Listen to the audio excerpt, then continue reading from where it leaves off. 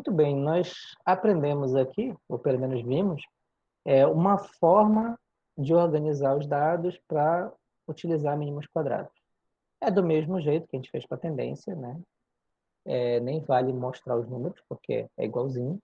Só que tem uma coisa interessante para a gente observar nesse modelo que está aí na tela, né? Se a gente olhar aqui para os alfas, a gente sabe que se a gente estabelecer que os alfas, por exemplo, se a gente colocar uma condição a mais nos alfas, a gente vai perceber que a gente não precisa calcular todos eles. Por exemplo, se eu disser para vocês que se eu somar todos os alfas, porque aqui, antes de eu falar isso, nós temos aqui dois parâmetros, beta 0, beta 1, mais 12 parâmetros dos alfas, né? Então, são 14 parâmetros ao todo. Isso nos leva a uma matriz N por 14. Então, se eu tenho aqui 1.000 amostras, eu vou ter 1.000 por 14. Então, pensa bem no que significa em termos disso, multiplicando com isso. Ou eu pegar e fazer a transposta disso, multiplicar por isso, depois fazer a inversa. É uma quantidade absurda de operações, né? Quando a gente fala complexidade computacional, né, tem essa grandeza lá em computação, a gente mede em termos do número de operações que o computador executa. E as operações são as operações básicas, né, que é soma, multiplicação no geral.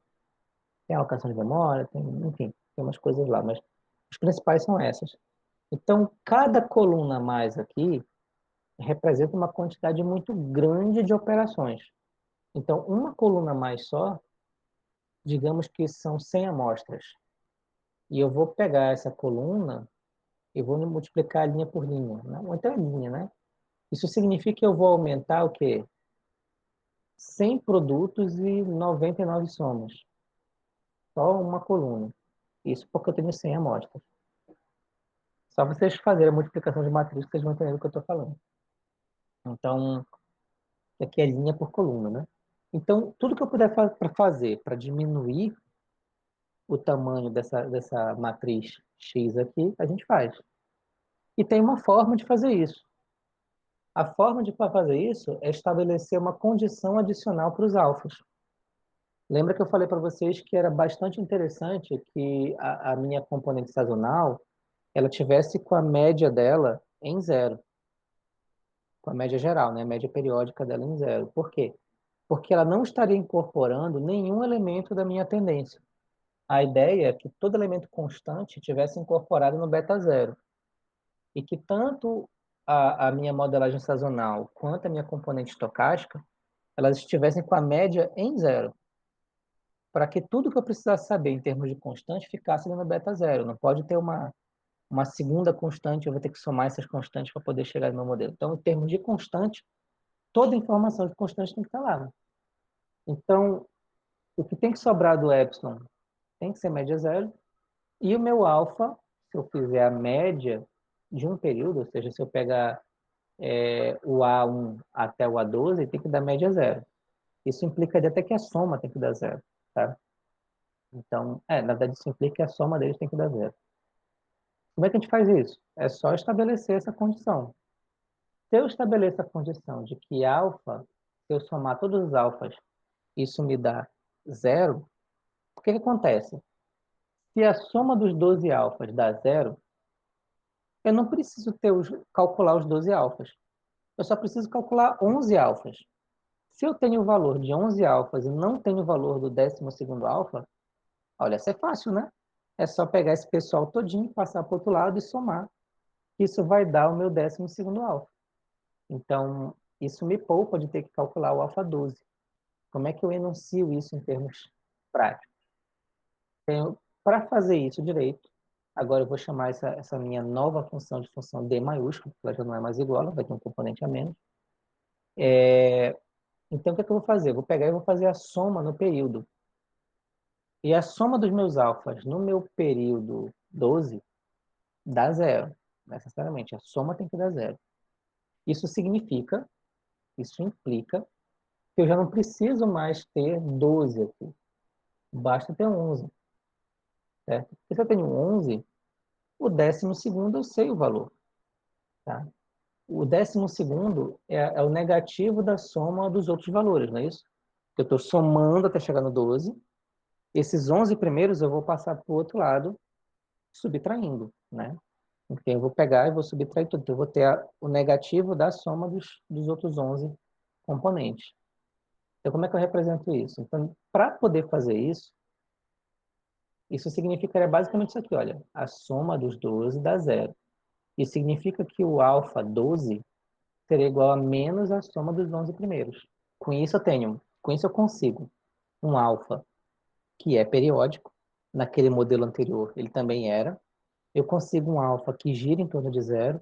Naquele modelo anterior que eu mostrei, ele não gira em torno de zero. Tá? Esse aqui passa a girar, porque ele tem que girar, né? Só que o que muda? O meu DJT mudou. Ele passa a ser 1 quando o período T corresponde ao mês J e passa a ser menos 1 quando T corresponde ao mês 12. A gente vai entender isso com calma, tá? E zero caso contrário, né? O assunto até que eu vou precisar daqui do celular daqui a pouquinho. Então, esse modelo aqui é interessante, porque ele economiza um parâmetro. Parece pouco, né? Mas dependendo do tamanho do meu modelo, são 12 parâmetros. Então, eu tenho que já é uma boa energia diminuída. Então, bora olhar aqui para o modelo matricial. A gente viu que tem um modelo genérico qualquer, que tem uma tendência polinomial e uma soma dessas funções que a gente definiu no slide passado. Isso vai me dar aquela composição que a gente viu que a gente pode fazer, né? Eu vou ter aquelas mesmas matrizes, só que aqui eu estou colocando Z barra. Depois eu corrijo isso aqui, eu não tinha reparado que eu não tinha corrigido isso aqui. Então, isso me leva para onde? Eu posso dividir nas matrizes determinadas.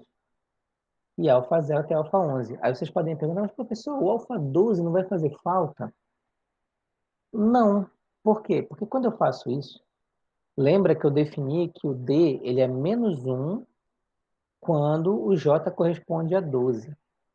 Isso vai fazer o papel de alfa 12, tá? Como assim? Bora pegar aqui a minha matriz e bora compor, né? Bora colocar num lugar só. E usando os mínimos quadrados. Então, juntando num lugar só, eu tenho uma operação matricial como essa, que é muito similar ao que a gente fez antes, né? Quando eu jogo isso em termos práticos, o que é que vai acontecer? O que é que vai acontecer? Eu vou ter, na verdade, uma matriz que ela é identidade até o 11. E quando chega no 12, quer ver, olha para cá, a definição. Ó, BJ igual a T, ele é igual a menos 1 se o período T corresponde ao mês 12. Então, na verdade, ele não tem uma fixação no J. O J não depende. Então, todos os J's vão ser menos 1. Todos os D vão ser menos 1. Então, significa que essa constante aqui vai ser menos 1 em todos os termos. Então, eu vou ter alfa somando com todos os termos. Tá? Então, para ilustrar isso bem, eu vou mostrar isso no papel um pouquinho, tá? Muito bem, gente. Vamos tentar mostrar no papel o que que significa. Vocês vão ver que fazer, inclusive, previsão com esse tipo de modelo é bem simples, inclusive, porque também, assim como nós vimos na tendência, é simplesmente mudar o valor de t, tá? Então, como é que funciona esse tipo de modelo? Aqui nós temos dados que são amostrados trimestralmente e tem uma função periódica que o período é 4. Eu abri a equação, nota que se a minha amostragem é trimestral e meu período é 4, eu só preciso de 3 termos sazonais. Não preciso do quarto termo sazonal, tá? Que é diferente do que nós vimos para outra função, para outra forma de modelar com D minúsculo, que eu precisaria de um quarto termo. Eu não estou colocando aqui o epsilon, porque aqui a gente vai partir do princípio que isso aqui é o nosso modelo estimado, tá? Então, se eu quiser fazer uma previsão, inclusive, eu vou usar esse modelo aqui. Então, como é que funciona? Então, nós sabemos que se eu já tenho meu modelo, eu tenho os valores de beta, tenho os valores de alfa, dado que eu tenho os valores de beta, tenho os valores de alfa, como é que eu faço para calcular os valores? Então, o meu Z estimado 1, tá? ele vai ser beta 0 mais beta 1 vezes 1. Essa parte você já sabe, tá? Vai lembrar uma coisa importante aqui, tá? Que eu não estou mostrando, mas que talvez valha a pena vocês lembrarem para avaliar a função D, né? E D, quem é D, J de T, D maiúsculo J de T? Ele vai ser 1, se T corresponde a J, ele vai ser menos 1, se T corresponde a 4, nesse caso aqui, né? Que é o período, se T corresponde ao período, e 0 caso contrário, tá? Então, vamos avaliar aqui. Nós estamos no T igual a 1, e digamos que os meus dados, eles começam em janeiro, tá? Para facilitar aqui. Então, D1T vai ser igual a 1, porque T corresponde a janeiro. Então, isso aqui é igual a 1. Então, vai ficar mais alfa 1, certo? D2T não corresponde a 2, portanto, vai ser 0. Vai ficar mais alfa vezes 0, que dá 0. Aqui, ao D3T não corresponde também, portanto, vai dar 0, certo? Tenho aqui, então, que o meu Z2 vai ser igual ao beta 0. Note mais uma vez, lembrando que eu estou ignorando aqui o epsilon, tá? Beta 1 vezes 2. Mas, olha, agora o meu T igual a 2 corresponde a fevereiro. E T igual a 2 não corresponde ao 1. Portanto, isso aqui vai dar 0. Tá? Mas D2T corresponde ao T. Então, isso aqui vai dar 1. Portanto, vai dar alfa 2. Mais 0, porque o D3 vai dar 0. O Z3 vai dar beta 0 mais beta 1 vezes 3. Mais o D1, vocês já sabem que vai dar 0. Mais o D2 vai dar 0, porque o T3 não corresponde. Mais o T3 corresponde ao J3. Então, isso aqui vai dar 1, que vai dar alfa 3. Tá? E agora vem o Z4. Lembrem que se o meu período é 4, então a minha função tem que ser periódica para o período 4. Eu só tenho 3 componentes. Como é que eu faço para não precisar de um alfa 4? Bora ver o que acontece. Vamos pegar meu Z4. Estou fazendo assim para ficar mais claro. Você sabe que no geral a gente coloca subscrito, né? Aqui a minha parte de tendência é o padrão, né? Beta 0 mais beta 1 vezes 4. Mais. Será que é mais? Não é mais. O que é que acontece? D1 de T, né? T é 4. T é meu período. Quando T corresponde ao período 4, então o meu D1 vira menos 1. Então eu vou ter o meu alfa 1 vezes menos 1. Mais, ó, o T é 4, então não importa qual é o D, ele vai ser menos 1.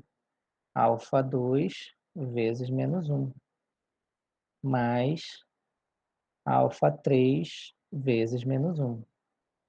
Ora, isso aqui é igual a beta 0 mais beta 1 vezes 4, menos alfa 1, menos alfa 2, menos alfa 3.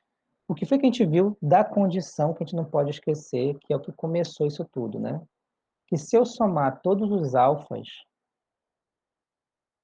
ó, alfa para j, de 1 até o período que é 4, todos os meus alfas j, então isso aqui tem que dar 0, certo?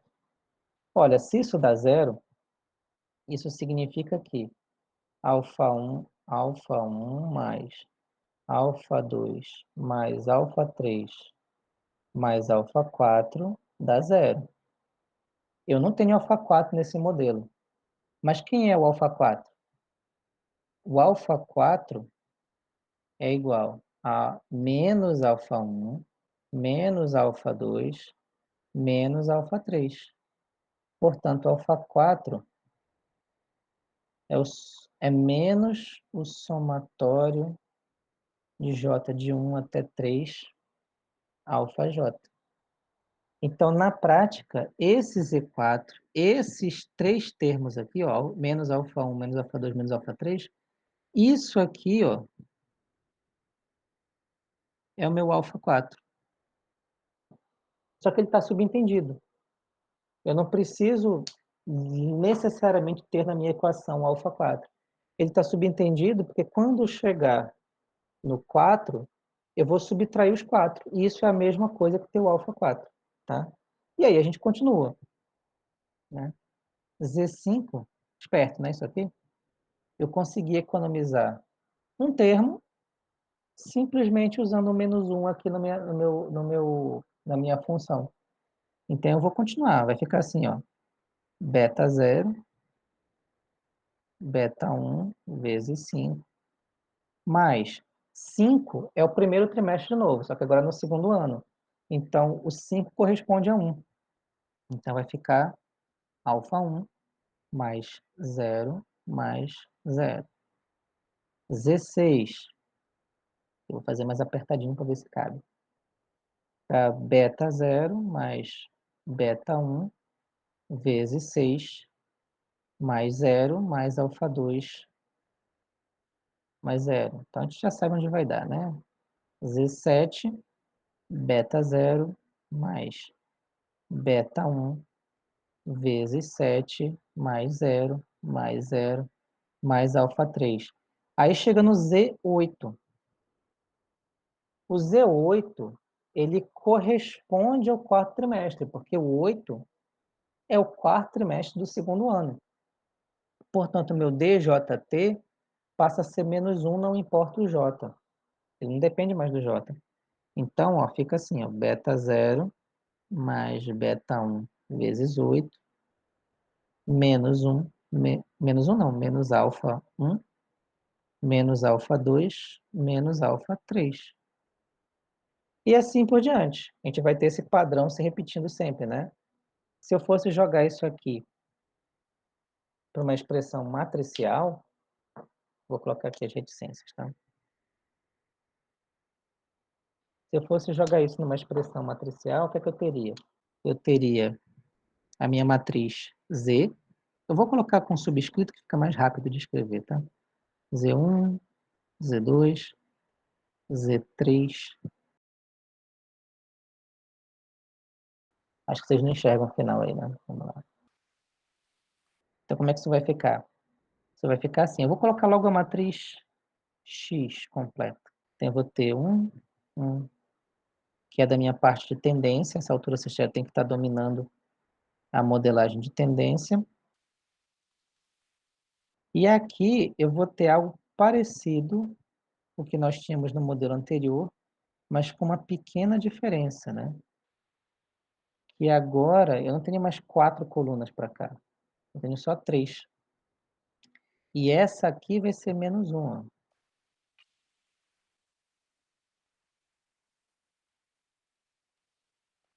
A grande sacada desse modelo é economizar um parâmetro sem deixar de levar em conta esse parâmetro. Eu só preciso calcular o meu θ, vai ser beta 0, beta 1, alfa 1, alfa 2, alfa 3, mas o alfa 4 está subentendido.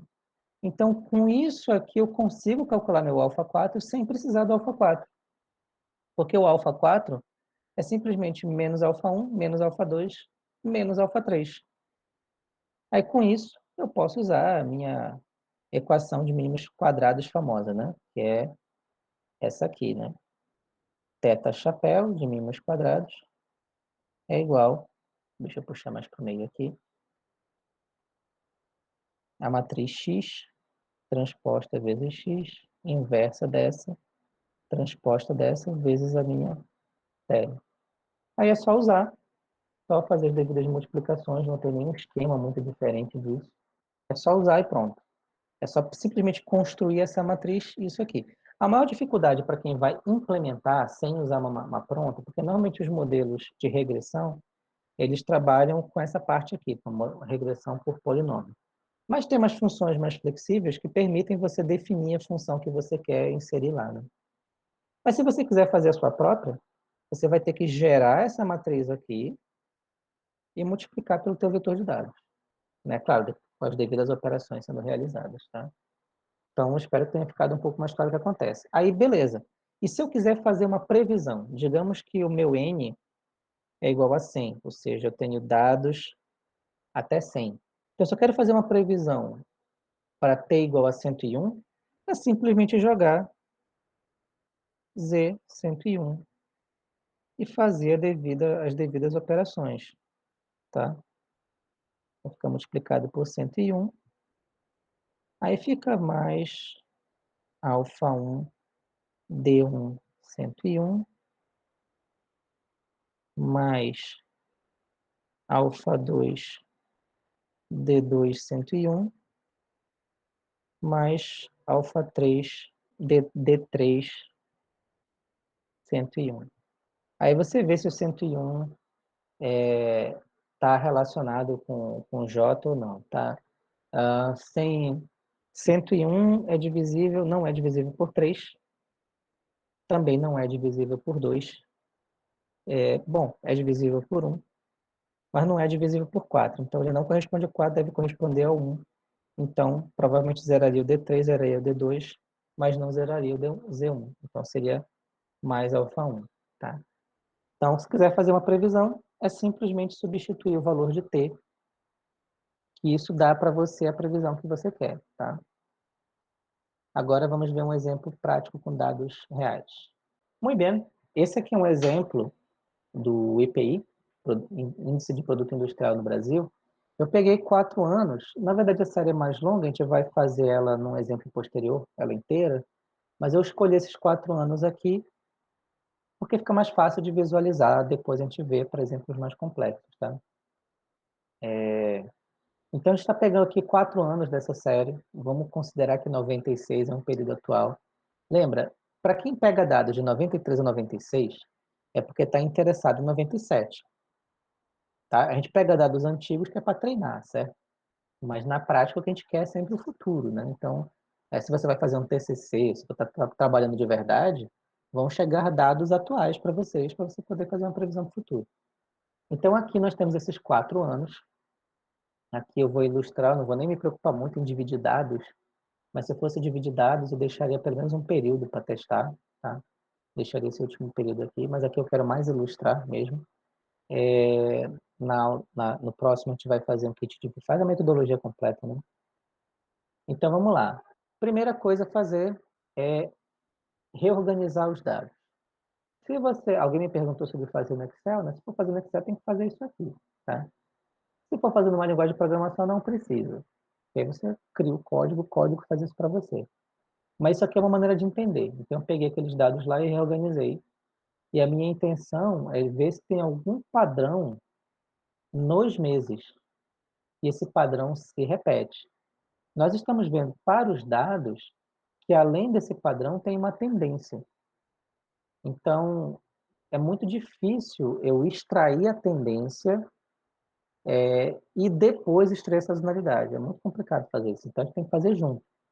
Então, basicamente, a gente vai usar a modelagem de mínimos quadrados para tirar isso aqui. Inclusive, gente, quando a gente for trabalhar com os dados mais... com a componente estocástica, propriamente dita, né? Quando a gente for lidar com ARIMA, SARIMA e o que vier em consequência disso, é interessante você fazer esse tratamento a priori, porque isso aqui atrapalha um pouco essas outras técnicas, tá? Mas a gente vai ver isso uma coisa de cada vez. Então, saibam que na prática a gente vai usar mínimos quadrados. Então, a gente vai usar um modelo desse tipo aqui. Ele é um modelo melhor. Professor, posso usar aquele outro, porque aquele outro eu entendo?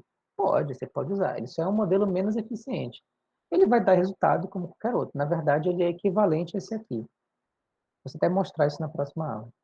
Ele é equivalente a esse aqui, só que esse aqui usa um parâmetro a menos, né? Então, vamos lá. Se eu estou pressupondo que aqui a tendência é linear. Eu nem vou testar várias tendências. Vou fazer uma tendência linear aqui e vou testar já esse modelo de sazonalidade. Vai lembrar, gente, que aquilo que a gente aprendeu com a tendência continua valendo. Você pode ter vários padrões de tendência, tá? E o certo seria testar vários. Mas aqui a gente vai ficar só com o linear, porque a gente quer aprender a sazonal, tá? Então, lembra que a minha função djt sazonal, ela é 1, se t corresponde ao mês j, e se t corresponde ao período, que nesse caso aqui é o mês 12, tá? E é 0 se ela não corresponder com nada, tá? Que é o normal. Isso vai resultar pra gente numa matriz desse tipo. Lá eu tenho 48 amostras. Se eu estou fazendo para as 48, eu deixei o teste de lado lá, né? Então eu vou ter uma matriz desse tipo, que a gente já viu, né? A gente já viu no exemplo anterior do vídeo passado, né? Que é no caso trimestral. A gente vai ter uma matriz identidade, né? Com 11 colunas e, nesse caso aqui, 11 linhas, onde a 12ª linha é tudo menos 1, porque t igual a 12. T igual a 12 corresponde a 12.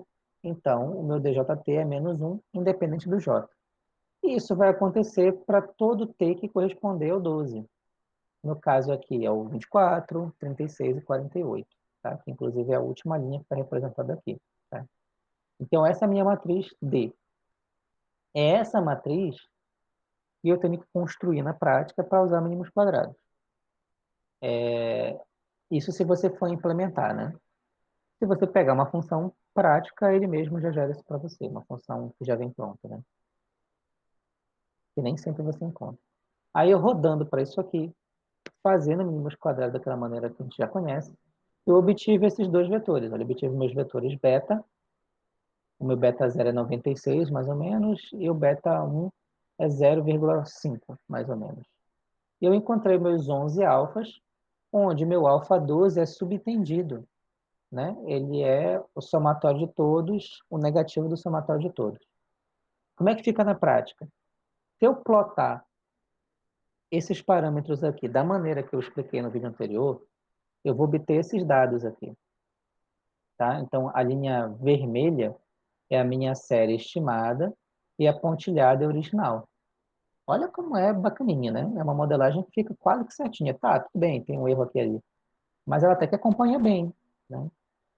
Agora, uma coisa que eu posso fazer que é muito legal, que é, por exemplo, o R, ele tem um comando lá, eu acho que é decompose, né, que permite que você pegue uma série e decomponha em tendência, sazonalidade, componente estocástico. Mas como é que ela funciona? Você pode setar o parâmetro de como ela funciona, mas basicamente, se você não setar nada, ela funciona por mínimos quadrados. Ela estima uma função ótima dessa. Cara, ela vai testar várias tendências, ela estima uma função ótima dessa. Aí depois, se eu quiser plotar só a tendência, eu elimino esses dois termos aqui e ploto só esses dois aqui, ó. Se eu quiser plotar só a sazonalidade, eu elimino a tendência e ploto só isso aqui. Aí olha como fica bacana. Ó, o verde é só a minha tendência, é o T de T, né? O azul, olha, é a minha série original, né? A soma dos três termos. A minha tendência é só eu pegar beta 0 mais beta 1 vezes T. E aqui o de vermelho está a sazonalidade, que ela é simplesmente eu pegar alfa J vezes TJT, eu somar todos os termos, né? Então, o que que acontece? Cada pontinho desse aqui, ó, daqui até aqui eu tenho um período. Aqui, assim. Então, na prática, eu tenho 11 alfas, 12, né? Na verdade, eu tenho 11 alfas mais o 12º ali. Daqui a pouco eu passo a palavra para Jesus. E isso aqui vai ficar se repetindo, ó, porque eu tenho sempre os 12 alfas se repetindo. Repara que ele gira em torno de zero aqui. Então, a minha componente sazonal vista assim, ela é uma função periódica, periódica mesmo, que eu tenho um padrão, nesse caso de 12 amostras, porque o período é 12, que fica se repetindo. Se eu somar essa sazonalidade com a tendência, eu vou ter a minha série novamente. Quer dizer, mais ou menos, né? Porque eu tenho mais uma componente estocástica que eu não coloquei aqui, e eu vou mostrar aqui, que esse aqui é a componente estocástica, que eu não coloquei no mesmo gráfico, tá? A gente viu no vídeo anterior que a gente conseguiu, através de mínimos quadrados, separar as componentes. E aí acaba com o mistério de como é que o R faz isso, né? Tem também esse comando no Python também, em outras linguagens, mas enfim, é basicamente estimar por mínimos quadrados. Se você chama por mínimos quadrados, lembra que meu modelo, ele é essa soma toda. O que eu posso fazer É simplesmente separar. Eu ploto só o T de T. Eu tenho equação. Gente, quem tem equação tem tudo. Quem tem equação não precisa nem de um comando para fazer isso. Eu posso implementar essa equação. É simples fazer isso.